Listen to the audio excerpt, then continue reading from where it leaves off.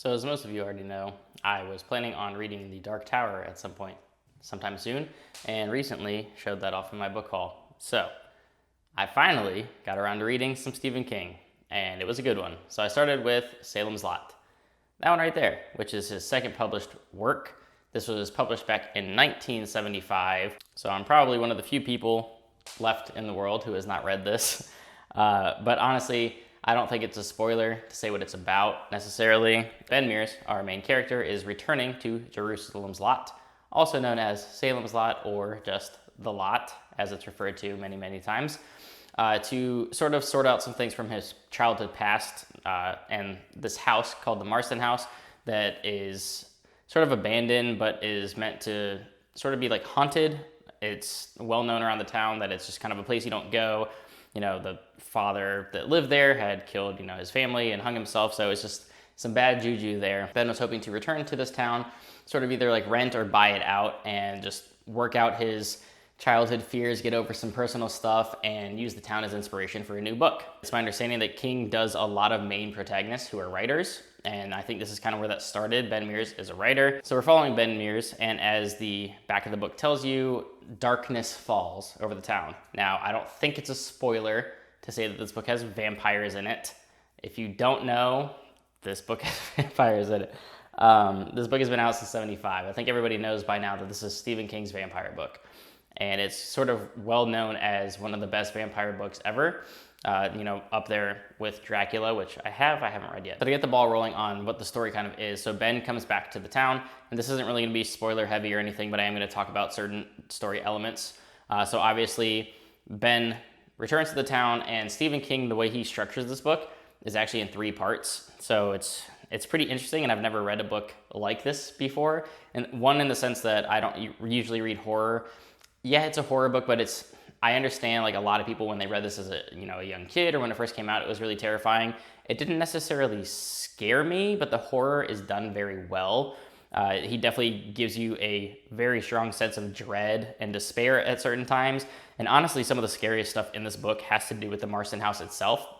Sort of because it's abandoned, it's dark, it's dusty, it's just creepy. So when he's doing those scenes, they're fantastic. Ben returns to this town, and his plan was to rent out the Marston house and use it as inspiration between that and the town for his book. But he realized somebody else has bought it. So this is where you're introduced to our main antagonist, who you don't see for most of the book, which keeps like an air of mystery around him, which is why he's even more scary, I guess, than he would have been if he was like in every scene. And his sort of like lackey, for lack of a better word, Straker. And Straker is kind of like his guy. He's walking around the town, he's talking to everybody, he's swooning the townspeople. And part 1 of this book is a lot of, I don't even want to say world building. I guess people refer to it as town building because it literally is. He introduces you to everybody. And I can totally understand why this is a complaint for some people, because this book, as long as it is, I don't think is quite long enough to flesh out an entire town.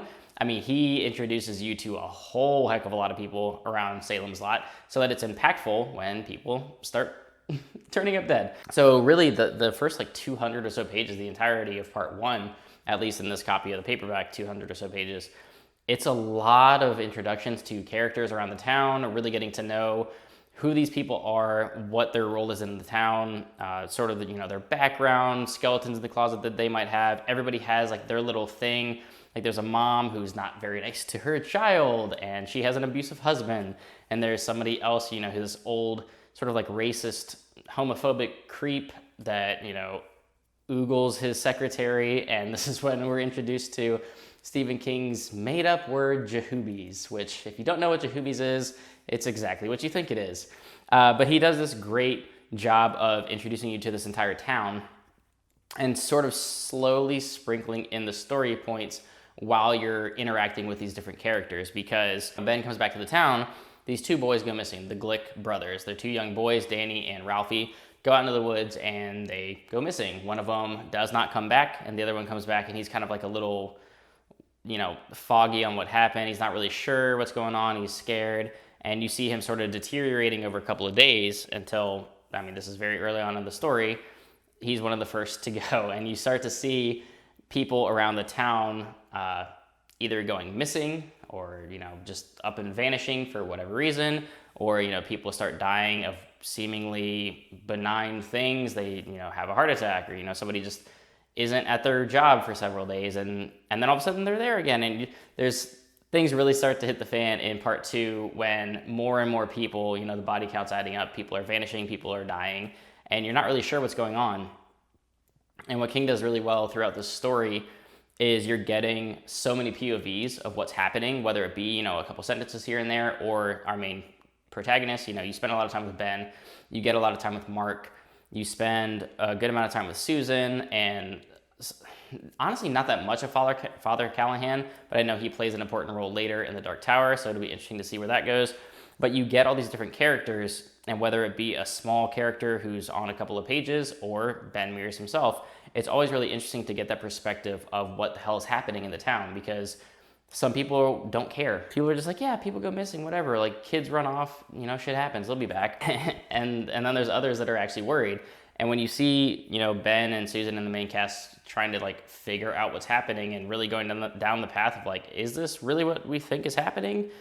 Of course, a lot of people in the town don't believe them. So this is when we're introduced to our main protagonist. This is when we're introduced to our main antagonist, Barlow. And Barlow is one scary, badass vampire.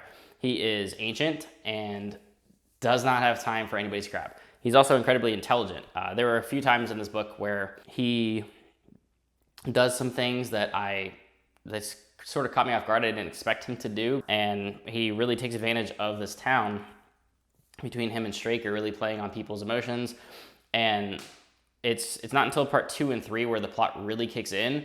But once it does, the ball gets rolling and it doesn't really stop. So part 2 and 3 definitely have a lot better pacing than part 1.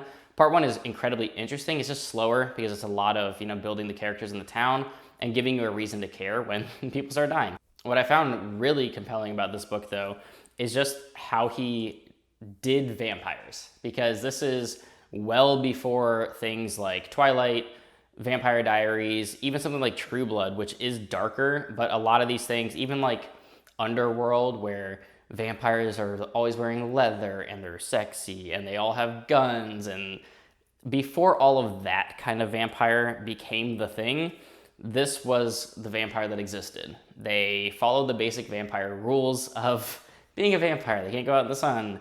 They sleep in coffins or, in small dark corners of a house. They don't like sunlight. They don't like crosses.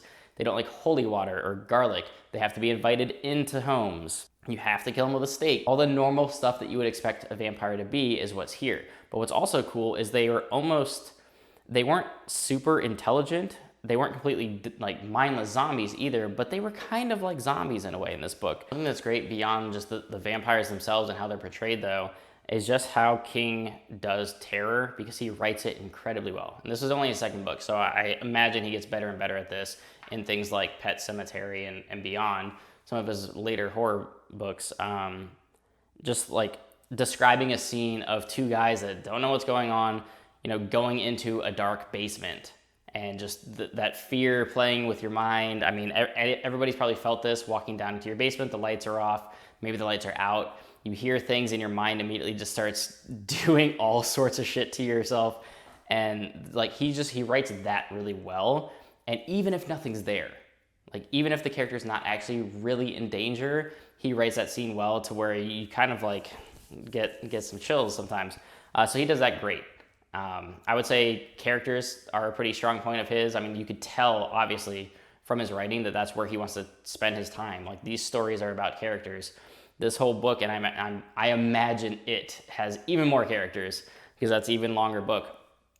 He really spends time to, do some monotonous, minor things about what each person is eating for dinner at times. But it's all sort of that sense of slow burn and build up while he's bringing you the story of people slowly going missing, but he's mixing in people's daily routines and activities while this is happening, or while somebody's turning into a vampire. You could just tell that it's daily routines are happening and the town's kind of, blissfully unaware that homie over here is getting turned into a vampire.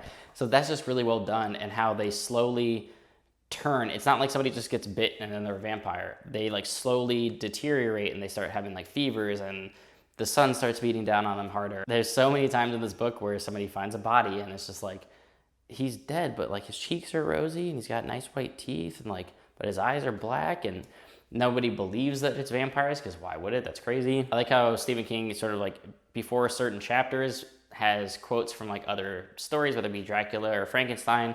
I love the epilogue and the prologue, how well they tie together and how you get like a full scope of what the story was. And he sprinkles in sort of like, I don't even know like how to say it in the structure where it's before certain chapters or pages, there's like a newspaper article that like you see like a snippet of something being reported or like a news headline from like a TV or it's just, there's all these things that are just like little bits of world building and atmosphere building that he does incredibly well throughout the entire book. So I loved all that stuff. Honestly, if I had like a real negative, I guess it would be part 1 of the book just because it's slower. I don't think we quite needed as many characters introduced in the entirety of the town. Because obviously I don't care about all of them. I was actually hoping since the beginning, as I'm being introduced to a lot of these characters, I was like, you know what? I hope the vampires win. I want everybody to die. There's a couple of scenes in here too, man, where just, I mean, without spoiling it for those of you that haven't read it, that are pretty gnarly, man. There's a particular hanging in this book that if you've read it, you'll know probably what I'm referring to. That was just, the way it was described was pretty nasty. There's a death or two in this that I did not expect. They were pretty well done, and one of them reminded me of like something out of Saw, or if Home Alone was more murderous. I mean, all in all, it was for the most part a well-paced book. I liked the majority of the characters. I liked King's writing. I think he does a great job with the horror genre in general. I mean, this is my foray into his works, and I have tons more to read that I want to get to. But overall, man, I mean, this was really well done. It's probably some of the best like town building, just really going in deep and introducing you to all these different characters and what they do and why they matter to the town. And just that slow burn descent into darkness that this town goes through was just really well done. Highly recommend the book. And it's probably a great starting point for King. I know a lot of people say publication order, which I haven't read Carrie, I don't have it. I would probably start with Carrie or Salem's Lot because it's the first 2 books and they're still pretty good, but not necessarily representative of the rest of his work. So I'm excited to get some more and see how his writing evolves and then step into something like The Dark Tower, which is gonna be totally different than this, I'm sure. So yeah, that is gonna do it for this review. I tried to keep it relatively spoiler free. I know I talked about some story points, but I don't really think it's nothing that's like gonna catch people off guard or that they probably don't already know. This book has been out for decades now. And I mean, even I knew going into that it was about vampires. It's not necessarily a spoiler. So I would definitely recommend this though if you haven't read any King. And thought it was a great starting point for me because I'm definitely looking forward to more. So that's gonna do it, guys. Salem's Lot, my first King book in the bag. Let's get some more. Until next time, keep reading.